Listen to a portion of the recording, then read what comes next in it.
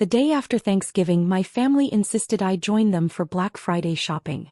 I tried to decline. I had a board meeting scheduled for 2 p.m., but my mother had guilted me into it. "Maya, you never spend time with family anymore," she'd said over Thanksgiving dinner. "Always working at that retail job. You need work-life balance." So here I was, 27 years old, trailing behind my mother, my older sister Vanessa, and Vanessa's husband Kyle through the Westchester Mall, watching them load shopping carts like contestants on a game show. "Maya, come look at this." Vanessa held up a designer purse. $3,200. "Isn't it gorgeous?" "It's nice," I said noncommittally. "I'm getting it. And that matching wallet. Kyle, grab those shoes too." I watched Kyle pile items into their cart. They had to have $15,000 worth of merchandise already, and we'd only been shopping for an hour. "How are you paying for all this?" I asked. Vanessa laughed.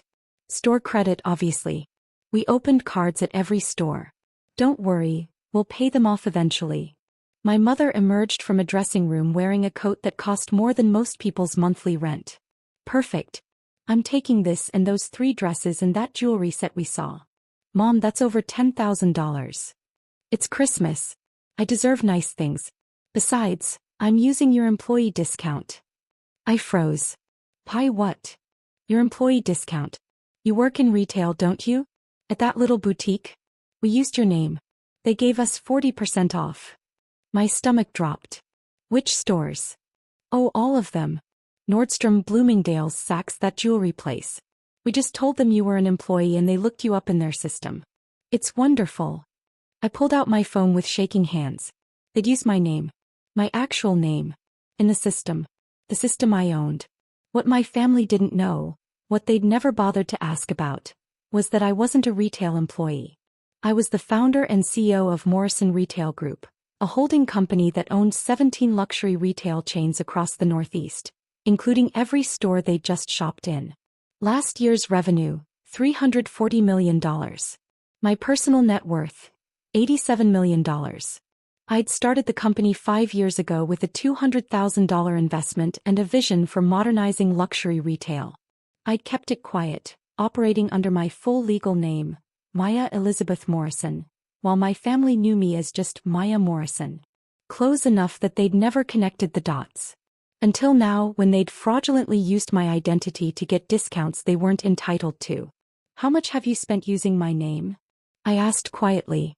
"Oh, I don't know. Maybe 60,000? Across all the stores. But with your discount we only paid 36,000. We're saving you money." "You charged $36,000 to store credit cards using my identity?" "Don't be dramatic," Vanessa said, examining a pair of diamond earrings. "You work in retail. You know how this works. Employee discounts are meant to be shared with family." "I need to make a phone call," I said. "Make it quick," Mom called after me. "We still have 5 more stores to hit." I stepped outside the mall and called my director of loss prevention, Marcus Chen. "Marcus, I need you to pull transaction records from all our stores for the past 4 hours. Search for my name as the employee discount authorization." "Your name? Maya, what's going on?" "My family is committing fraud using my identity. I need to know the full extent." 10 minutes later Marcus called back. "This is Maya. They've hit 9 of our stores. Total purchases, $127,000. After unauthorized employee discounts, $76,000. All charged to store credit accounts opened in the last 3 hours using your identity as the employee sponsor." "They opened credit accounts in my name?" "Not exactly. They opened accounts in their names but listed you as an employee sponsor to bypass credit checks and get approval. That's fraud on multiple levels: identity theft, credit fraud, and abuse of employee benefits you don't actually receive since you're the owner, not an employee." "What are our legal options?" "We can have them arrested for fraud. Or we can have security detain them and contact you as the owner." "Your call." I looked back through the mall windows. Mom and Vanessa were laughing, trying on jewelry, living their best lives with stolen discounts. "Have security monitor them. When they try to leave, bring them to the main customer service office. And Marcus? Call the police. I want them there when I arrive." "You're pressing charges? Against your own family?" "They committed fraud. The fact that they're related to me doesn't change that. Hold up. Growing up, I'd always been the disappointing daughter. Vanessa was 3 years older, beautiful, charming, and married to a man from a wealthy family. She lived in a house in Scarsdale, drove a Mercedes, and posted her perfect life on Instagram constantly. I was the quiet one who'd gone to a state school instead of the private college Vanessa attended. The one who'd started working in retail at 16 and never stopped. The one who'd taken business classes at community college while Vanessa was pledging a sorority. When I told my parents at 22 that I was starting a retail business, they'd laughed. Maya, that's sweet, but retail is dying. Maybe just focus on moving up at your store. I hadn't told them when my first boutique turned profitable in 6 months. Or when I'd opened my second location. Or when I'd acquired a struggling luxury chain and turned it around in 2 years. I just let them assume I was a retail employee working for someone else making maybe $40,000 a year. It was easier than fighting for recognition I'd never get. By 25, I owned 7 stores. By 26, 12. At 27, I had 17 locations across New York, Connecticut, and Massachusetts. Morrison Retail Group had become one of the fastest-growing luxury retail companies in the region. But my family still thought I worked at that little boutique. And now they'd committed fraud in 9 of my stores in a single morning.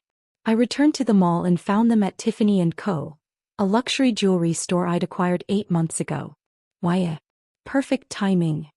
Mom held up a diamond bracelet. What do you think? It's only $12,000. Only. Well, with your discount it's $7,000. That's a steal. The store manager, Jennifer Hayes, caught my eye from behind the counter. She recognized me. I'd personally interviewed her when we acquired the store. Her expression was carefully neutral, but I could see the question in her eyes. What do you want me to do? I gave a subtle shake of my head. Not yet.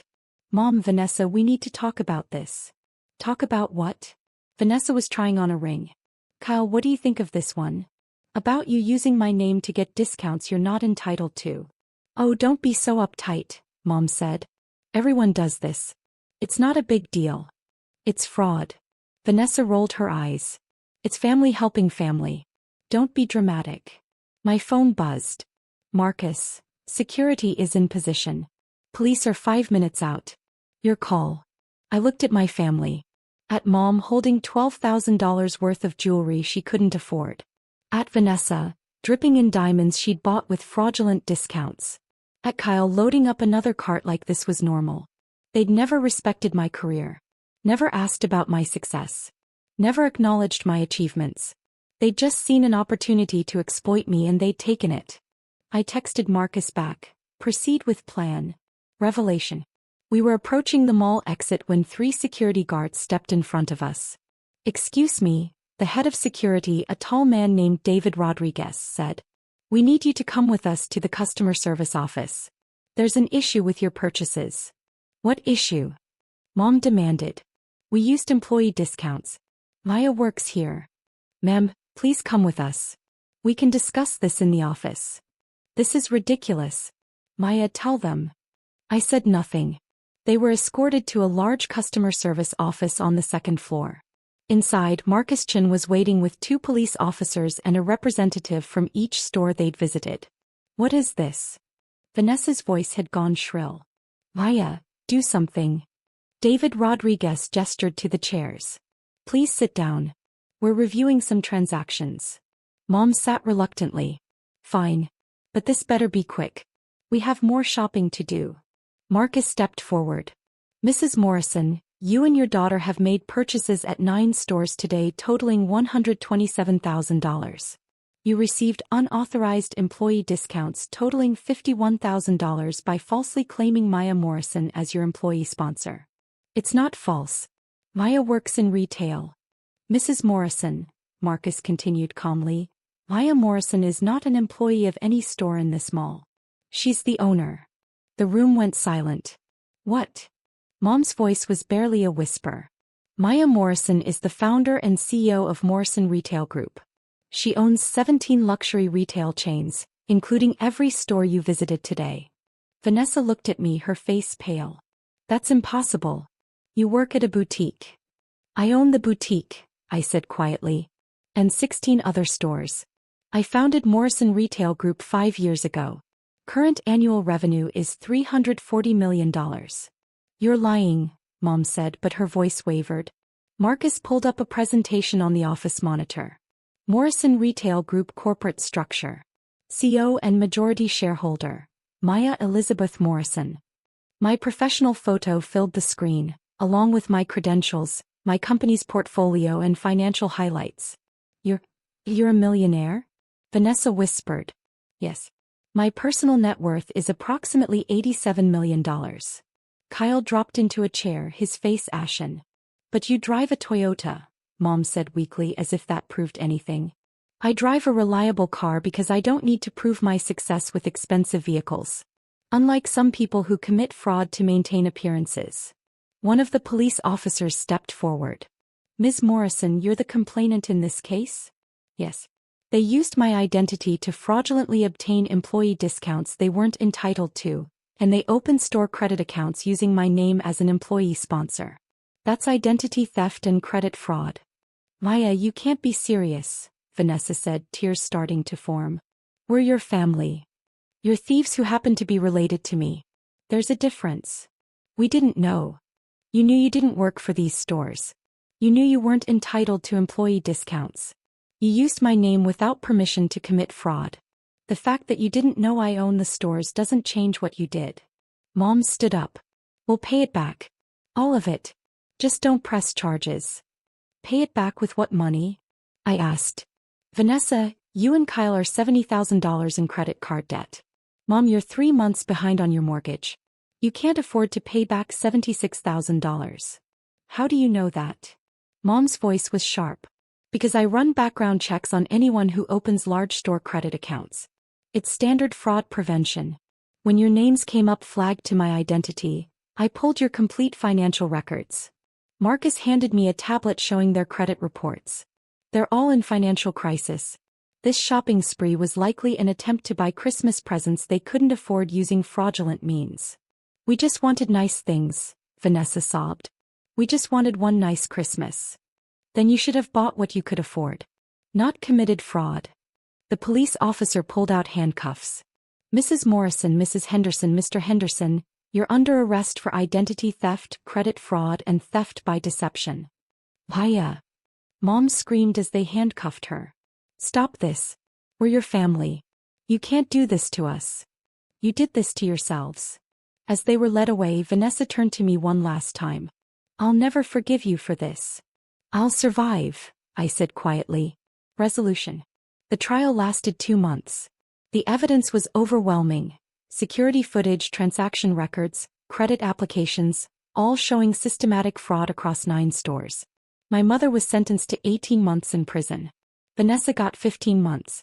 Kyle got 12 months and was permanently banned from all Morrison Retail Group locations. The financial restitution order required them to pay back $76,000 plus penalties, a total of $128,000. Their assets were seized and liquidated. Mom's house went into foreclosure. Vanessa and Kyle's Scarsdale home was sold. They were financially destroyed. The story made regional news. Retail CEO prosecutes family for fraud, ran in the New York Times business section. Industry publications called it a landmark case in employee discount fraud. My extended family was furious. Aunts and uncles I hadn't spoken to in years called me heartless. Cousins unfriended me on social media. My grandmother sent a letter saying I'd destroyed the family.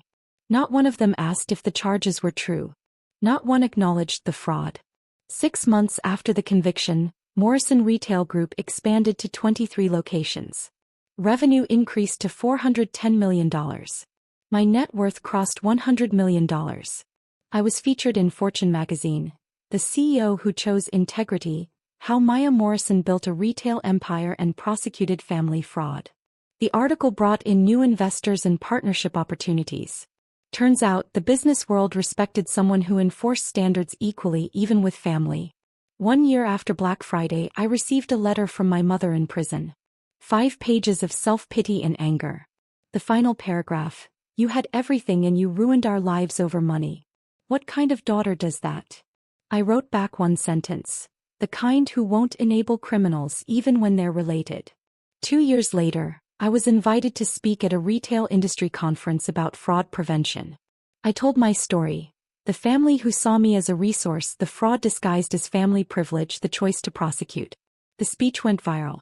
I received thousands of messages from people who'd been financially exploited by family members and felt guilty for considering legal action. I started a foundation to help fraud victims pursue justice against family members. The Morrison Family Justice Fund provided legal aid, counseling, and financial support. 3 years after that Black Friday, Morrison Retail Group went public. The IPO valued the company at $1.2 billion. My stake was worth $610 million. I was 30 years old and one of the youngest self-made female billionaires in retail. I bought a penthouse in Manhattan with views of Central Park. I kept the Toyota. I'd grown attached to it, and it reminded me that wealth isn't about what you display, it's about what you build. My family tried to contact me after the IPO. Mom, released from prison, sent emails asking for just a small loan to get back on our feet. I never replied. Vanessa tried to reconnect through a mutual friend. She just wants to apologize, the friend said. Then she can apologize in writing. I won't meet with her. The written apology never came. 5 years after that Black Friday shopping trip, I stood in the main Morrison Retail Group flagship store during the Christmas season. Customers filled the space, buying gifts, enjoying the holiday atmosphere, spending money they'd earned honestly. I thought about that day. About Mom and Vanessa filling carts with merchandise they couldn't afford, using my name to commit fraud, never once considering the consequences. They'd seen me as a resource to exploit. A retail worker whose identity could be borrowed for discounts. They'd never imagined I owned the stores.